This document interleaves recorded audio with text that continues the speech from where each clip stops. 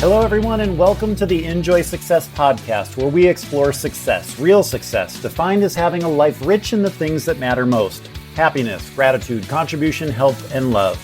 We interview people from all walks of life, all different backgrounds, careers, ages, etc. But the one thing they have in common is that they have created an extraordinary life for themselves.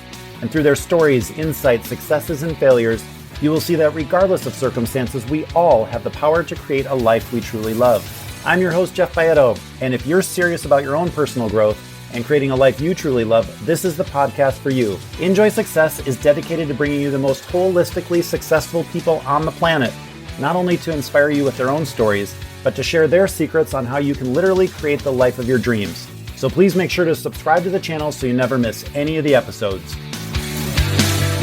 If you're an author, trainer, speaker, or coach, you need to hear this. There is a new way to easily attract new clients and to send them into your higher ticket programs using hyper-value gamified challenges. The days of just having a course or a book are over. Why? Because as coaches, trainers, speakers, or authors who really care about our clients, we know that one of the most important things we can do is to get people to engage in our content early on. But we also know we can't make them complete anything. But wouldn't it be great if every single day there was an easy way for your clients to plug into your material and interact with it in a completely unique and engaging way? Well, there is. And the answer is challenges. There's a reason all the big names in the industry use challenges. Tony Robbins, Dean Graziosi, Russell Brunson. They all have challenges as a key part of their value ladder. Why? Because they work. A well-run challenge is the best way to get people to really engage in your content. And once they engage, they'll see the benefits of working with you and they'll become clients for life. We've created the first do-it-yourself challenge platform that easily and quickly transforms your awesome content into a hyper-value, highly engaging challenge. My name is Jeff Baietto, and I'm one of the co-founders of My Challenge Creator. We've been running challenges for over 10 years, and we've helped hundreds of coaches, speakers, authors, and trainers just like you add challenges to their business model, not only to maximize the impact you're having, but to grow your business in a way that you totally deserve to. So if you're ready to get a continual flow of new clients who turn into lifetime clients and referral machines, then go to mychallengecreator.com and sign up for a free demo and learn how easily you can turn your amazing content into a gamified challenge. And now back to the podcast. My guest today is Dr. ALISON Kay. Dr. ALISON is a multiple-time #1 international best-selling author, including her latest book, The Dragon Master Creatrix: Conversations with a Female Spiritual Teacher for These New Times. She's an award-winning master mind-body energy medicine facilitator and teacher for more than 25 years, and a world traveler who lived and worked at an international school in Asia for 10 years, while also performing energy medicine and holistic wellness coaching for clients. Dr. ALISON has created the Vibrational Upgrade System that is a highly functional intertwining of her yoga, meditation, and mindfulness background with her energy medicine training in 5 different energy medicine modalities. What I love about Dr. ALISON is that she has secrets no one else uses to upgrade, inspire, and disrupt old paradigms. She's an expert in both the ancient and modern transformational wisdom of Eastern and Western spiritual traditions and is on a mission to help as many people as possible access their own cutting edge of possibilities. So buckle up. This is going to be a good one. It's an absolute honor to have her with us today. Dr. ALISON, welcome to the podcast. I'm so happy to be here, Jeff. I'm excited to see where we go. So great to have you. And we'd like to jump right in. Could you please define success for us in your words? Being light and being present and anchored in the possibilities rather than the habituation the mind has naturally, innately. Everybody's ego mind, as we refer to it in meditation, goes based on the past. So in that stance of being present, of being light, and thinking of the possibilities, considering the possibilities, living in the possibilities, then we're creating. It's funny what you said, because in your intro, because my radio show I had for 2.5 years was called Create Your Best Life Ever. So yeah, I saw that. It felt very like kindred. I just loved it. Yeah. Yeah. So we can create our best lives ever. We can get into more of it, but I just feel like mindfulness in an applied way, not in an intellectual concept, when you've done enough clearing on yourself, helps you make these choices that create your life. And you can see where you're miscreating and stop that, redirect, and choose anew and afresh. And success is knowing your own power instead of deferring it to some source outside of you. And so in our power of choice, getting that clarity I was just talking about, that feels like where I am consistently helping people get to and succeeding. It's beautiful. And I always like to ask too, now I know you very young started listening to you have a very kind of awakened early, but did you have that kind of definition, the light, the presence, the mindfulness, the choice, were those things that came in early as this is really what success looks like to me? Or is that something that's evolved for you? Could you share a little bit around? It's a great question. Look at my face. I'm pondering. Thank you for that.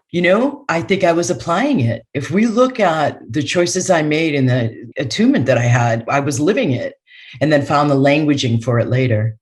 It's beautiful. Can you because I want to make sure, do you mind walking back a little bit? How did you start to hear or feel kind of connected to that inner voice or that wisdom can you give a little bit of backdrop as to how this happened and you experienced it for you? I feel like the best way to answer that is I've never not had it.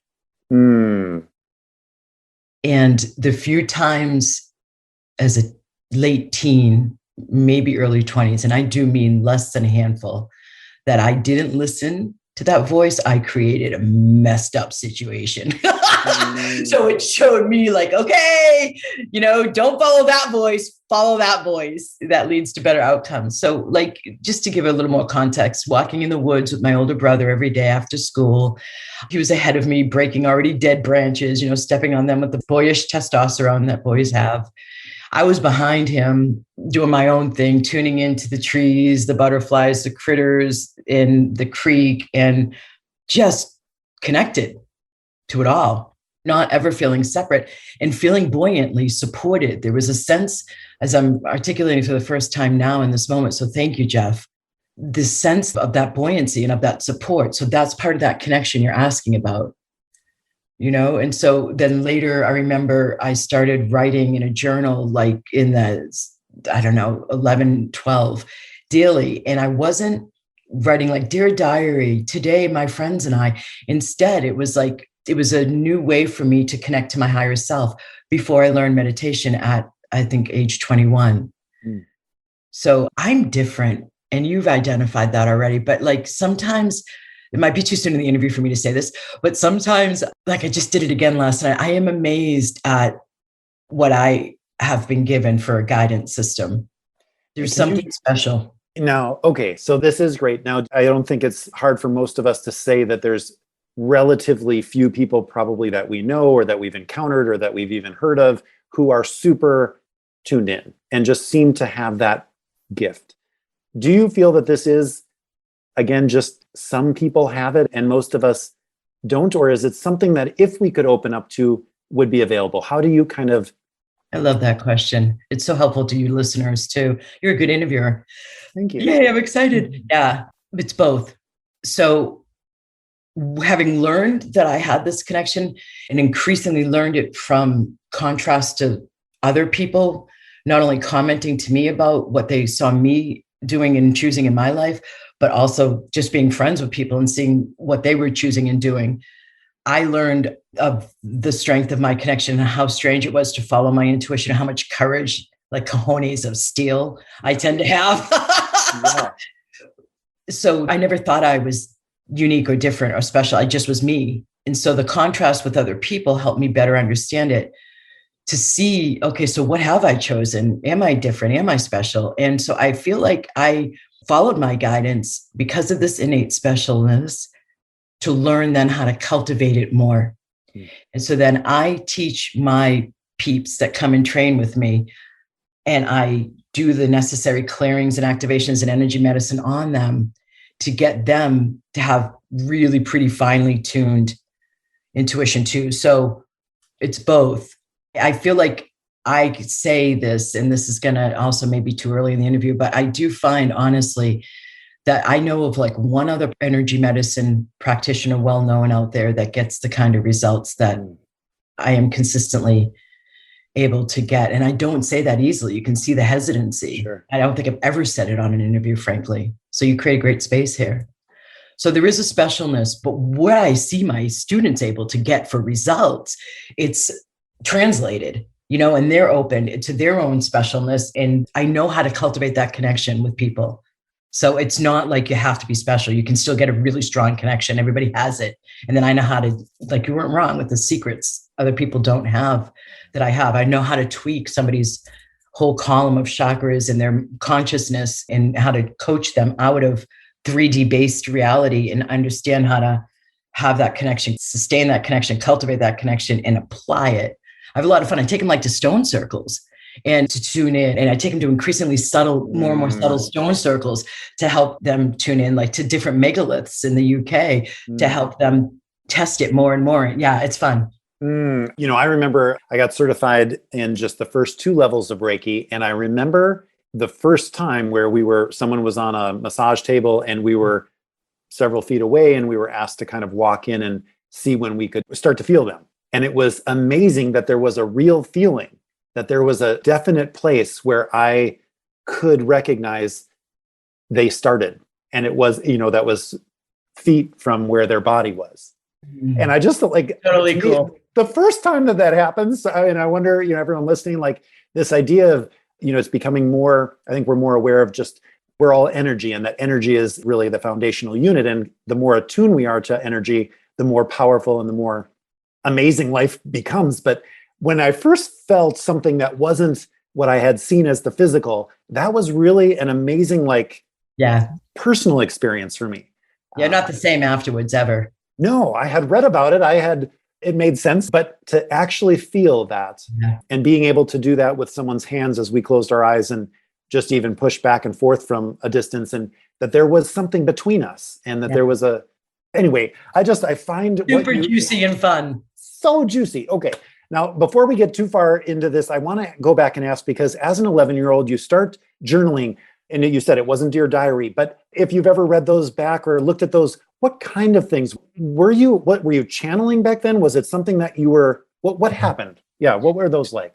It's funny because my first career as a political organizer, I had a lot of success. That's why I learned to meditate. And then in order to deal with the stress the success generated. Yeah. And so then I got my master's to help me with conserving the environment through policy. So I had a master's in public administration, public policy, with the focus on environmental policy, get out with that, and looked around job hunting, job placement, and just saw doors not opening and knew after a little bit of time, what are you trying to tell me? Universe, step back, asked, and all of you can relate to that feeling, like this is not opening easily. The path is not, and I don't mean like you give up after the first 3, right? It's that sense that there's something more to know here.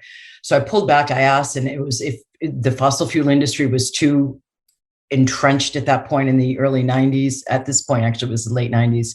But if you want to get, Alison, if you want to get this kind of change, it's working one consciousness at a time. So that's what I did. I relied on my bachelor's in English Lit, went into the classroom as a classroom teacher, and then ran the energy medicine sessions alongside that, and also taught meditation to students and ran blah, blah, blah. Point being is that in the classroom teaching English Lit, I began to teach something I learned in my bachelor's called free writing.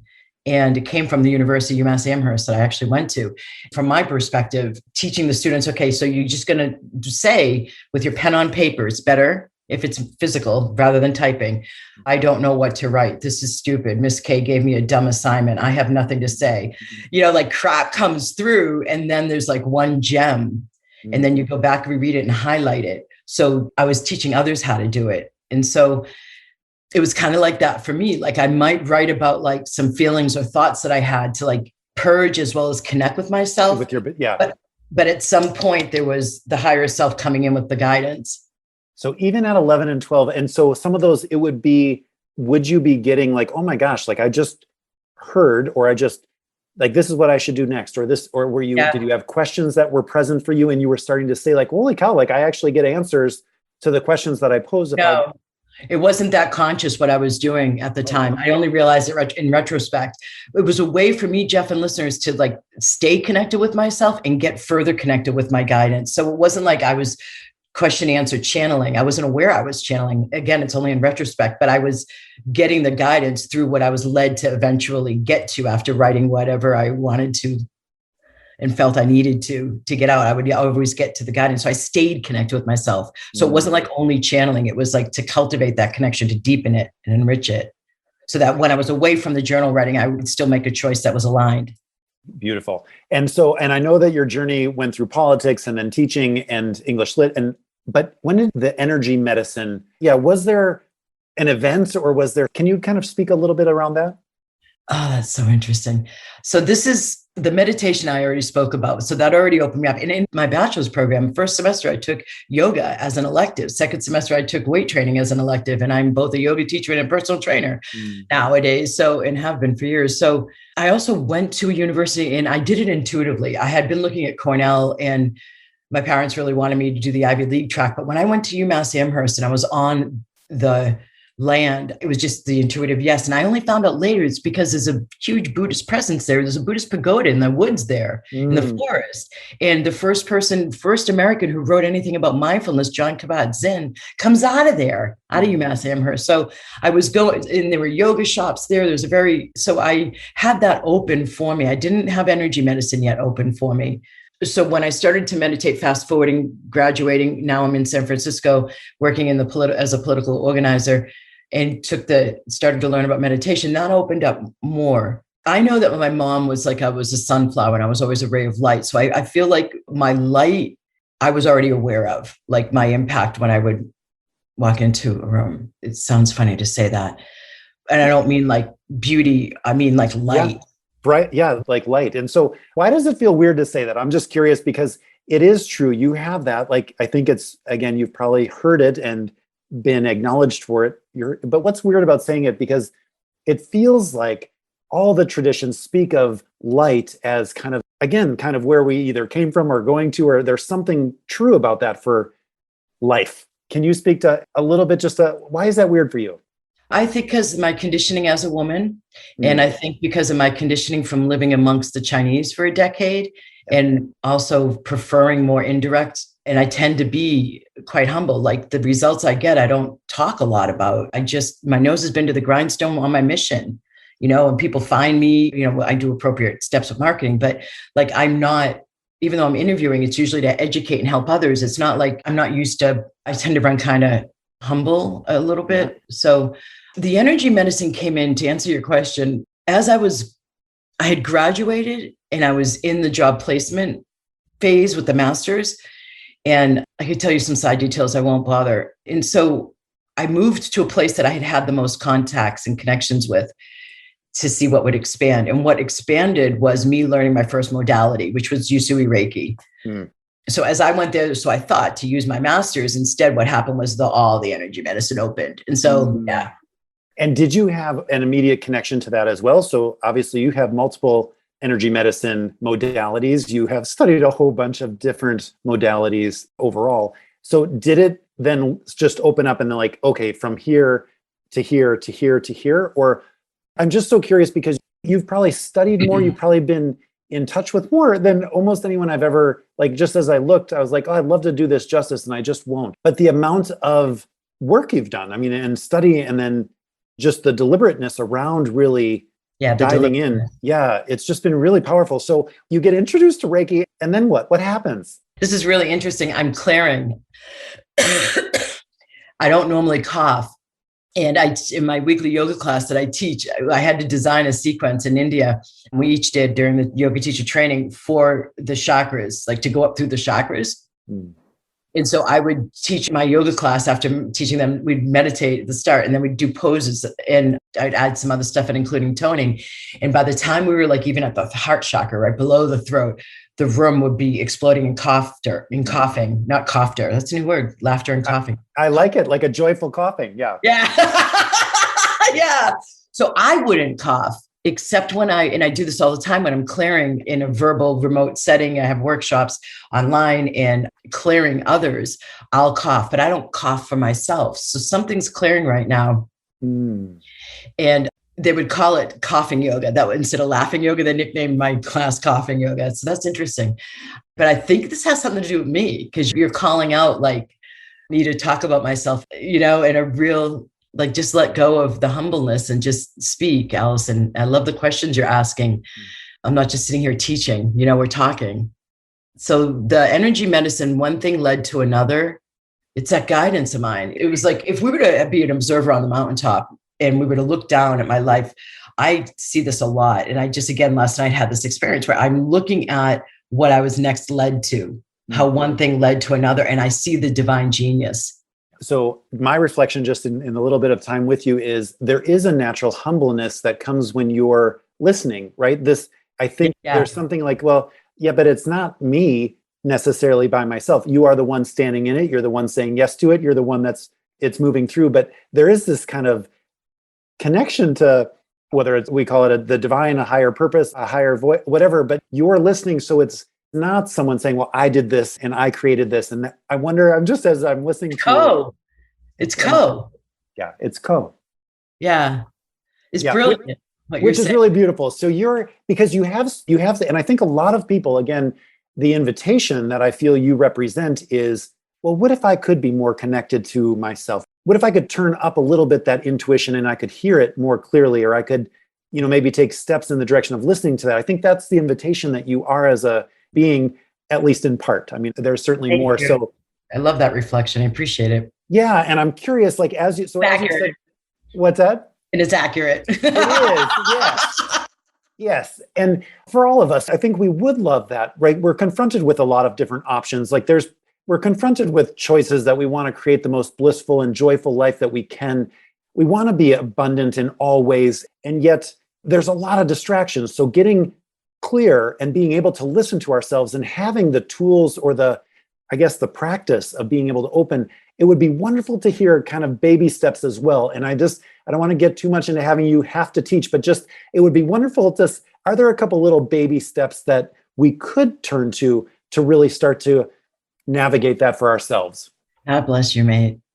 I love that you're not asking me to offer like a tip that will change people's lives in like 1 minute, Yeah. Like very realistic and grounded in the reality of how this all works. I just heard a piece of really cool ancient wisdom, the way it was put. And it was something like, you can hear something and you have to first hear it and it might not integrate. And then you experience it. And after experiencing it, then you learn it, you embody it. So I know that like it happens all the time because my people will work with me for a long time and they stay with me. It's beautiful. And so like they'll say like 6 months out, I remember when you first said that, and now I get it. And it happens all the time. So there's a pacing to our growth, right? And so I started to meditate first, right? If you want to look at tools beyond the journal writing and walking in nature as a kid and in my teens. And I find that understanding that we are not our thoughts has hit the masses of folks listening to podcasts like this, right? So moving beyond that now, because I no longer have to teach that, is you can even question your thoughts. So cognitive behavioral therapy in the West does this. When I went to monasteries in the East, there were more classrooms than there was like one main chanting meditation room hall. And then the rest of the whole monastery, the dorms over there, the cafeteria over there, but resplendent with the amount of classrooms to dialogue about the mind and about the sutras, so the questioning the mind is very rooted in Tibetan Buddhism specifically as well. And so my first book's title, What If There's Nothing Wrong? Understanding the natural functioning that the ego mind, which is the term meditation gives to the mind, ego, personality level, self-attached to thoughts we hear. That's what we're disciplining when we're in meditation and kind of in the more and more increasingly the observer mode. So there's like this list of innate tendencies everybody's mind does. And I find it very relieving. I remember finding it at the time very relieving that everybody's mind tends to focus on what's wrong. Everybody's ego mind, like if we look at the way it files, it can't label something it doesn't understand. It goes into the past to get the label of the new, like Asian pear. I'm in Asia. I'm at a fruit stand. This thing looks like a pear. It's an exotic fruit to me. I'm in Asia, Asian pear. Yep. Right. So the mind, understanding some of the innate tendencies of the mind, and that even when you've had Oh, that's more advanced. So talking back to the mind is a good way to start more of that separation so that you can cultivate more of the connection to what's real. So doing that, then the energy. So again, because you work so much on the energy side of things too, is that opening to the sensitivity to energy? Is that where we start to be able to become? That's a great question. Yeah, again, I'm not even sure how to finish the question, but does that start to open the space for us to become connected to the energy? I think so. I mean, it's not direct, right? There's so much I could teach here. I'm just gauging you because you're asking such great questions and you genuinely want to know. You're not robotically performing a podcast interview. And I love it. You're alive. Hi, Jeff. That's one of my taglines for our business: awake, alive, and ready to thrive. So the separation from the thinking mind and the kind of putting it in its place and recognizing I'm not my thoughts, and the act of observing. Like, you don't sit there peacefully in meditation. You sit there like observing the monkey mind and in battle a lot of the times. And you come away. I have heard so many people, typically Americans, saying, I suck at meditation. I'm like, no, you don't. It's the nature of the practice. Yeah. Which is a really nice, like, I'm curious with your time in Asia as well. Like, and I don't know if this is a difference. I haven't spent that much time over there, but it feels like we're very quick to feel not good at something, right? Like we have an idea of what it should be. And then there's this, if we can't do it, like instead of being with it for a while, I'm just curious when meditation there, and we don't have good focus there comparatively. Comparatively, that maybe we're even short on focus. We're short on just the patience to be with ourselves. But also this, I'm doing it terribly. I'm curious, is the self-talk universal that we? Well, that's what I was just saying. It was the first characteristic I listed of the ego mind. That interestingly, you're hearing everything else and you didn't hear that one. I did. The most innate behavior of the ego mind is to find something wrong. Yeah. And to turn it into, I've done something wrong. I'm wrong. I did hear you say it over here. And now that's also connecting for me. So thank you. I appreciate the. Yeah. I mean, and so that's my first title's book. What if there's nothing wrong? Which right? I love. It's such a genius title because even just asking that question, what if nothing's wrong? There's a whole, like, at first, when I first read the title, I was like, there was space, just a whole bunch of space after that question. Yeah. It's not a question I typically ask. Yeah. So that's a good redirect. So when you're out and about your day and you're not on the mat in meditation, you recognize your thinking mind and it's having a conclusion. I've done something wrong, or there's something wrong here, or it starts doing the problem focus, which it loves to do on this planet right now, especially. Hey, wait a minute. What if there's nothing wrong? So that's considered in meditation lingo a redirect. We have neurological patterns. It's just like the machete in the jungle example. The first person has the toughest time. The path gets more and more tread and it's easier to walk. It's the same thing with our neurology. So the first redirect is the hardest. Like, what if there's nothing wrong? Of course there's something wrong here. Like, you can barely get down that path. But the more you ask that question, what if there's nothing wrong here? You're starting a new neurological pathway, which then energy follows. So let me give a different example. With money, if people use money to pay bills and they think, like, if you just think of the question, what do I consider money's purpose? What job do I give money is another way to ask it in my life. Well, it's to pay bills. Okay. So that's what the energy follows. So guess what? What about the other possibility of money for self-care? What about money for fun? What about money for donating and then buying up like loads of land so the trees are saved? So when we have a conclusion, like there's something wrong here, and it's repeated habitually, unconsciously, it just seems like it's unconsciously because our mind just pumps out that thought, there's something wrong here. Hey guys, I want to tell you about Kachava, my daily super blend. Now, if you're like me trying to stay on top of your health and get all your nutrients, then listen up because Kachava has you covered. Kachava puts everything your body needs in one glass. All the superfoods, all the protein, all the greens, all the vitamins, all the omegas, all the benefits for your brain, your gut, your skin, your muscles, your heart, your whole health. No more compromise, no more guilt. No other nutrition shake does all this. They travel to the ends of the earth to source all the most powerful superfoods and crush them up. It's so simple. 2 scoops of powder, add water, blend it up, and enjoy. I was surprised at how good it actually tastes. I drink Kachava for breakfast and I feel great. You've got to go try Kachava for yourself. Right now, they've got a special for our listeners. Go to kachava.com/enjoy, spelled Kachava, and get 10% off your first order. That's kachava.com/INJOY. What if there's nothing wrong? That redirect starts to exercise the new musculature that is going to connect you more to the higher version of you. And the more connected you are to that higher version of you, the more space you're starting to have in between your thoughts. And in there, you can then sense something beyond the thoughts. And it's that opening that if it is allowed to grow, you start to sense there's a spectrum in subtle energy, right? And so the Tibetans label it as crude, as it not like it's nasty, creepy, but crude is in gross and unwieldy. It's so physical. Okay. And then subtle, the most subtle. So you will increasingly be able to be more tuned into the space between thoughts and what's there, but energy. You said something that was really cool that I want to say, yes, my response to that is energy is our first language. Doesn't matter, Chinese, Spanish, Russian, Italian, energy is our first language.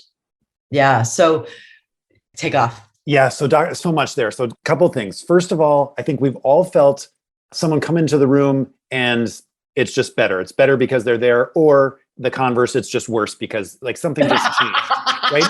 They didn't say anything. They just sat down, but the energy, there is something that I feel most of us could relate to and say, yep, I just felt that. There was a different energy that came in the room, right?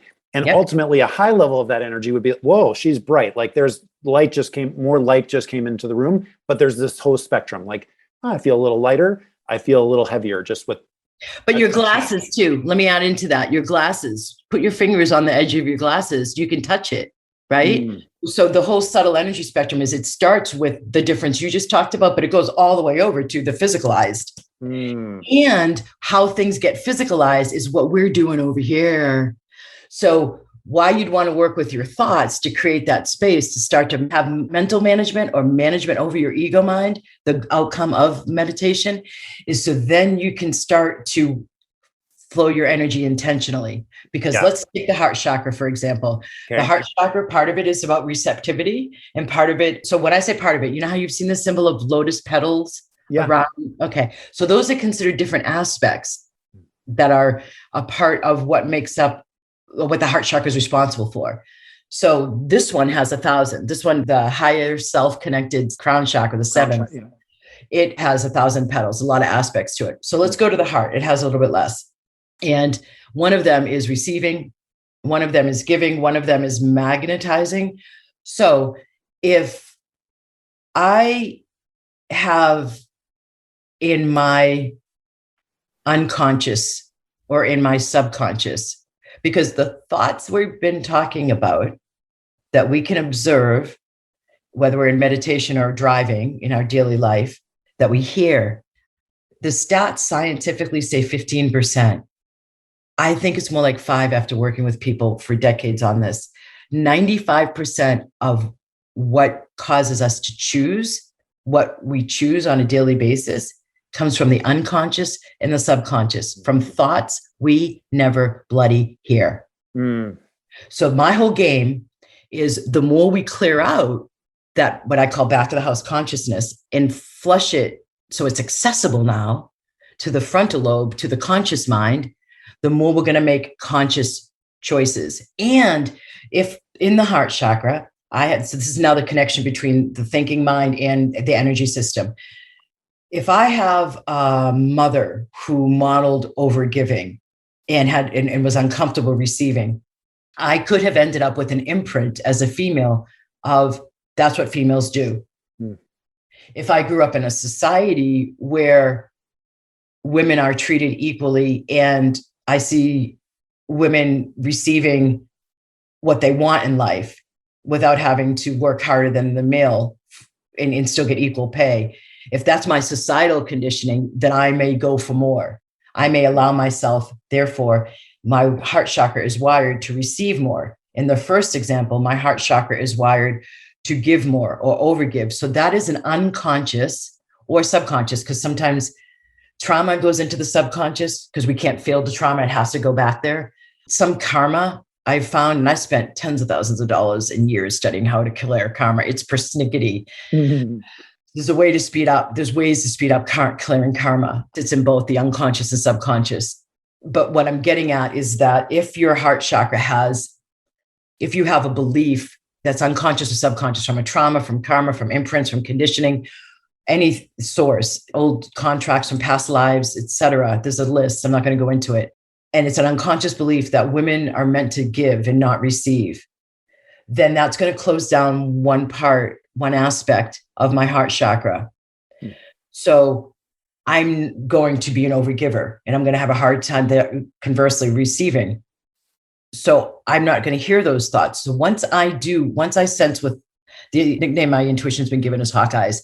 So once I get in there with a person and I sense that this is one of their blocks, because let's say they come to me with the overall issue of, I want to open up to a new love. I'm coming out of divorce and I don't want to repeat that same gig with the next partner. And so I'm looking at her heart chakra, and I usually don't even have that kind of a clue. But let's say, to make it easy, I'm looking at the heart chakra and I see that imprint. I will then run an energy medicine clearing verbally on it. She will also be listening to my chakra attunement audio series to clear out the heart chakra. And then if I'm in person or a remote session one-on-one, I'll treat that with the energy medicine in my hands. So that then flushes what was blocked consciousness, or let's use it interchangeably, energy or consciousness and energy. That then flushes it up to the frontal lobe. So now she has more access. So now I bring in the other half of my background beyond the energy medicine, more concretely here, the yoga and meditation teacher. And then I help them learn how to make new choices from that freed up consciousness and carve a neurological pathway, so that she can now see, wait a minute, if she has detachment from the automatic trigger and she's conscious of it now, and she can see, I'm choosing to give here. What if I stepped, and then she has an opening, the space to say, what if I stepped back and allowed myself to receive here? And she doesn't have to work so hard because it's not all intellectual. I've done the energy clearing. Yeah. It speeds up this whole intellectual process we do in America, where it's relying on coaching or it's relying on therapy. We got to get to the energy system. So going to the foundation. So let me see if I can do this at all any justice. So basically, I saw the mind as that iceberg kind of image where there's the frontal lobe and the conscious is this little tip above the water. Below it is the subconscious and the unconscious. And it's really where 95%-ish of our thoughts are. And that's directing our behavior, our experience, ultimately our experience in life. We don't even know what we don't know because we're not having those conscious thoughts, right? Well done. Then if we do the work, if we have and not the shortcut, but the deepest work is to get to the energy level to actually clear it, not just do an intellectual. Maybe it could be started there, it could be done, but it's a longer path to stay in the intellectual to get and do that work. But if it was a combination or getting ultimately to the foundational level of the energy that's there, that's been locked or trapped or decided and agreed on. And because if we're working from an unconscious or subconscious way, we see something we haven't experienced. It's not new. We're not allowing for a new possibility. We're only choosing because the brain or the mind is only going from what it knows, which is the past, which is something that's already in there. And what you're saying is by bringing that forward now, it's not necessarily easy because the old path is still more has a momentum. It has momentum. It's still more worn, but there starts to become space between thought and response where choice is possible. And in there lies freedom. Like we could start to choose. New choice. Choose. Yep. And there we start to carve our own pathway by choice, which again, at some point becomes the ultimate freedom. If I get to choose, and I'm not sure how to finish this, but if I get to choose from whatever's happening in the exterior, now I'm at cause maybe? Yes. I'm co-creating into the world. So this is the second half. This is a chunk. One of the other pieces that when observing my life and looking at the guidance at work, the genius, I'm back in the States now after the decade in Asia to a year. And Voice America comes to me and asks me to do a radio show based on the Mayan galactic alignment on December 21st, 2012. I'm doing nothing public facing in my business about the Mayan. I live usually on the west coast of Florida, across the Gulf of Mexico. So the Yucatan's right there. Mm-hmm. So I have been taking clients on private VIP retreats. There's no way Voice America knew that. Anyway, I said, okay, give me 48 hours. Listen to my intuition. It was a total yes. Did it weekly. Interviewed a bunch of experts to find out what, and I kept going to Chichen Itza in particular, but I kept going to the Mayan ruins. And I found out that, okay, so the Mayans weren't the only ones that said it's the end of one era of 26,000 years on December 21st, 2012. Yogi Bhajan from the yoga culture, it's the end of one yuga. So era.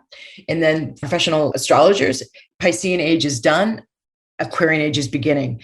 So there is some like, well, wait a minute here. We are going through massive change. So what I say nowadays is 2012 to 2032, we are in the 20 years of the greatest evolutionary leap humanity's ever gone through. So the first 10 years were more about the purging and the clearing, bringing misaligned stuff to the surface, like Me Too movement, like Black Lives Matter, like the damage to the earth. So the second 10, backing up, 2016, my second book it has this in it. I was person after person on my table and in remote sessions. I was noticing there was a connection that wanted to be made between the heart chakra and the throat. And I understood that. And so a lot of people focus on the throat chakra. They talk about communication. Okay. I think that I have seen that there is a whole nother level that's more advanced to the throat chakra, and that involves choice. We make our choices from the throat chakra. So based on that premise, when I was looking at this commonality between almost all of my clients, if not all of them, I just don't usually use all, never, always words. Yeah. The heart to the throat wanted a new channel, a new connection that I had never seen before consistently, 2016-ish. And I was like, okay, I'm going to call that the co-creators channel then, after asking what it was. And so the second half of this 2012 to 2032 time, when I was at one of the Mayan ruins, right, Teotihuacan, right outside of Mexico City. Yep, love it. Yeah. Much later, we hired a native guide, and I asked him, okay, so this is much later. This is 7 years after I had been at Chichen Itza on December 21st with other experts in 2021. And so I asked him, so what do you think the difference is between the old era and the new one? And he said, the old one was about destruction. The new one is about construction. So our power to choose is how we construct our lives. And we're mostly, if you don't do any of this work, play, unconscious with our choices. Like when you're learning to drive, didn't you say out loud, put foot on gas, put car in reverse? You don't do it anymore. Yeah. So it gets lodged in the subconscious, which is like a storehouse, right? So it's a good system because it wants to free up our conscious mind, right? But realistically, if we're sitting there making repeating with our choices because we've done no work on the back of the house consciousness, we're not creating anything new. And now is the time, the way that we construct this new golden era is what I'm doing, is becoming more mindful, more connected, and making choices that are more mindful and more connected, all the way up to how we preserve the earth and how we treat ourselves and what we do for a living and how much ease we allow ourselves and how much we buy into diagnoses and what we choose to eat, what we choose to not eat, what we choose to drink. Like it's all in our power. You know, what I'm hearing also is this idea, this era of destruction. I don't know. I'd love your take on this, but what I was hearing is being negative is easier. It seems like, right? Like again, so this idea of that's not going to work, or that doesn't, like, let's get rid of that, or whatever that is, like, it tends to be easier. And if that was the stage we were in, is let's just get rid of stuff, or let's just, not have to construct things, where now the energy opening to creative or construction, it does take work, but it's like the fulfillment that's there and the joy that's there. I have a 7-year-old, and I would not have considered myself. Fun. Yeah, so fun and just a joy. And I would not have considered myself like artsy, but one of the things he got into was little arts and crafts. And the joy for me doing a 5-year-old, a 4-year-old appropriate arts and craft, was so ridiculously awesome. Freeing, And as I would think about that, I was like, I made something. Like I was making something. It wasn't there. Now it's there, and we made something. Yes. And so this idea, the energy of creating is really so, like, to me, I'm just watching. It doesn't even have to be a big thing, but this idea, wow, that's beautiful. And my default was, I can't do that. Like, that was where I was defaulting. I can't make that. I can't do that. And I'm wondering if we're waking up to, again, which I love how you kind of live on this idea of our own cutting edge of possibilities, like that there's just more possible for all of us. And into that life of possibilities, it's just not that it all goes well, not that it's all perfect, but it's alive. Like there's a lot of life there. Yeah. And we're living in a different backdrop now. So pre-2012-ish was based on Newtonian physics the last bunch of centuries. Predictable, right? Because concrete, sequential. Cue ball, if I take pool stick and A to B to, yeah. Which is also much more of the yang or the masculine. The yin is more intuitive, flowing, and more like quantum physics, which is allowing for quirks, leaps, and jumps.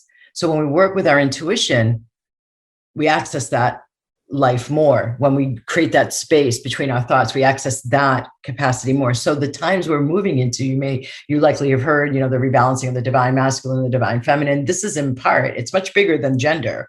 I mean, yeah, the possibilities that have become loosened. It's almost like, because we're living in a vibrational backdrop now, instead of like a closed, concrete, sequential, predictable one, I am finding like also when I tune in on behalf of my life and my mission, and whenever I'm working with somebody or a group of my students, there has been increasing support all the way through since about 2011 for us to have an easier time in this intense times we're in right now. So for example, in like 13-ish, I remember getting ready to do an energy clearing on like negativity and protection for someone. And I think it was a country, because I do work on the collective behalf every day. And so what I heard really strongly in my guidance was, hey, now you need to do this differently. Call on bigger, higher beings. Don't just do it yourself, because there's too much to clear now.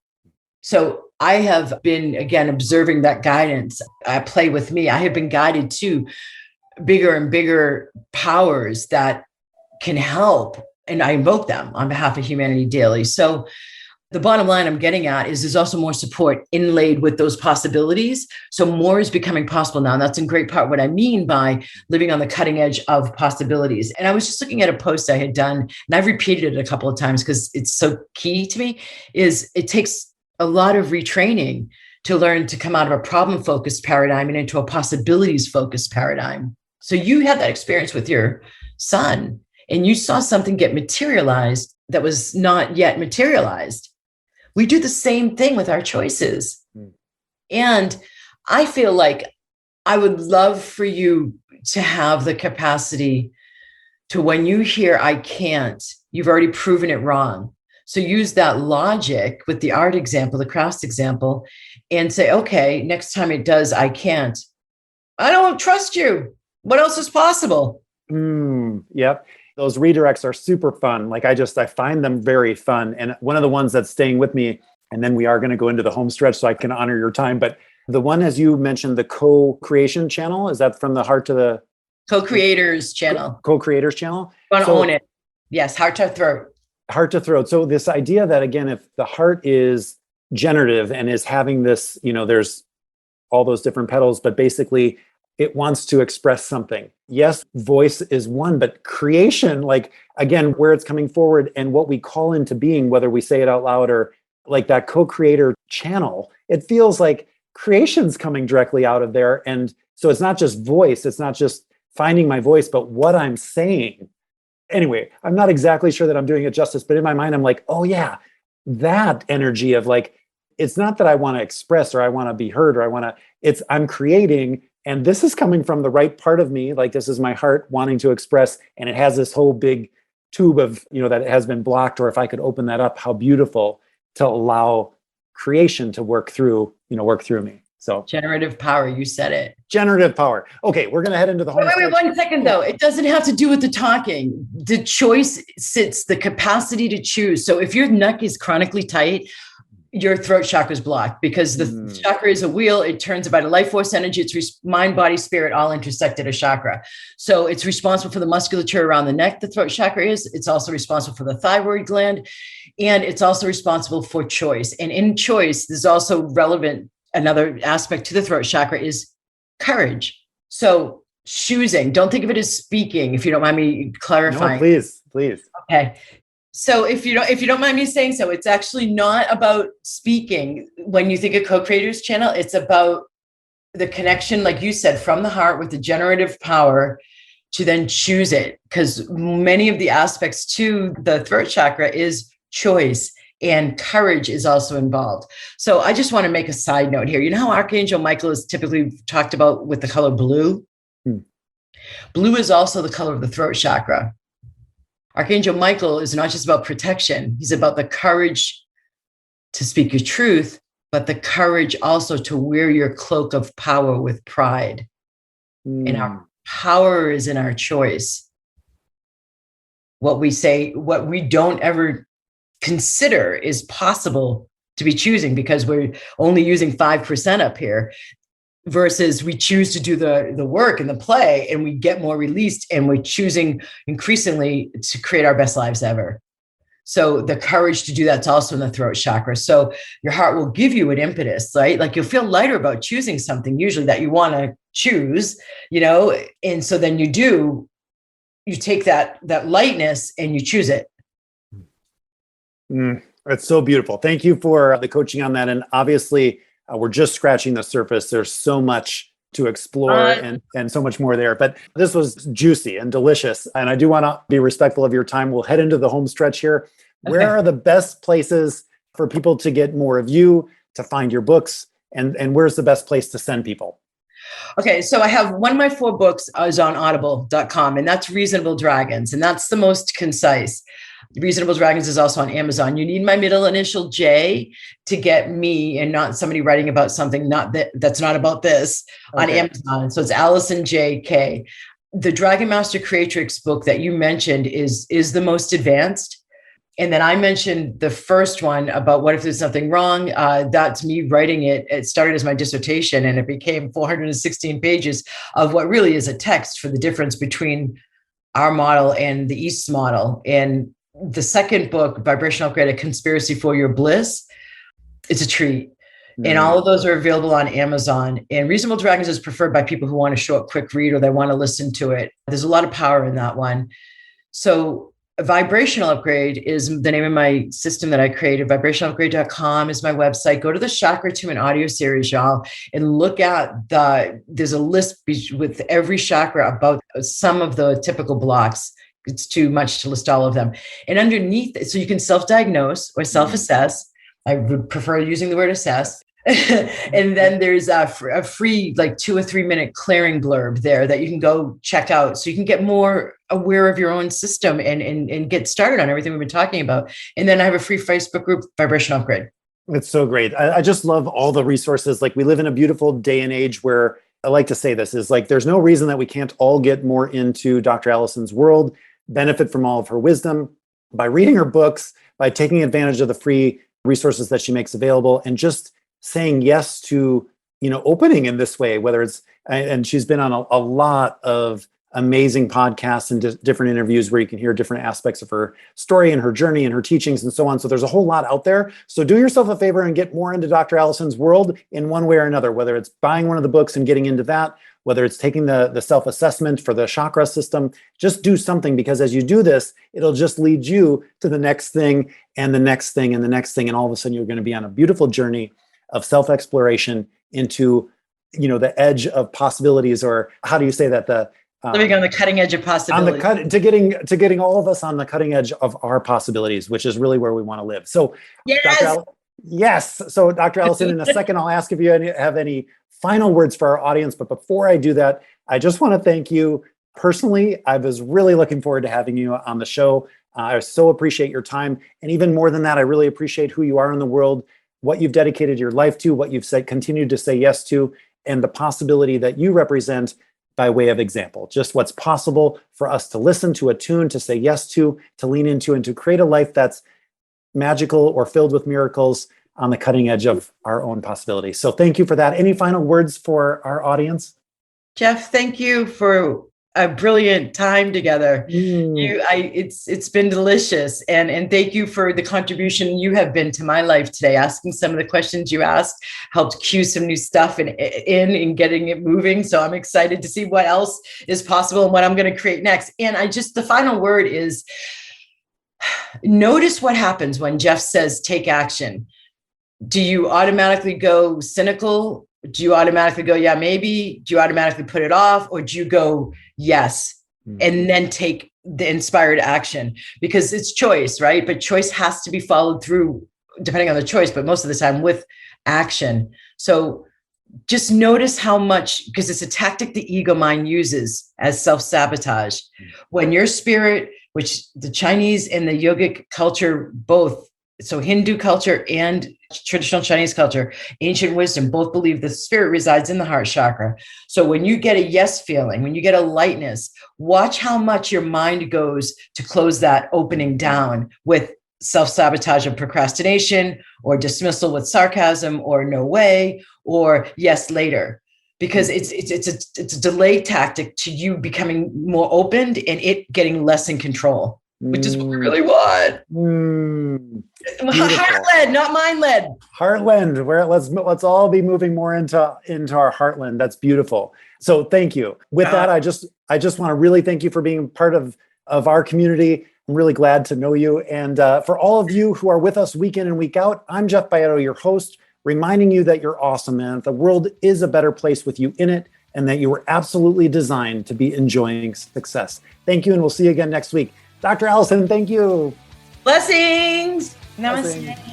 Thank you for tuning in, and remember to connect with us on LinkedIn and Facebook at InJoy Global. Or if you are interested in transforming your culture and would like to have an exploratory call of how InJoy Global could help your organization, please visit our website at injoyglobal.com, InJoyGlobal.com, and schedule a demo or free culture assessment discovery call. I'm Jeff Baietto, reminding you that you can indeed enjoy success.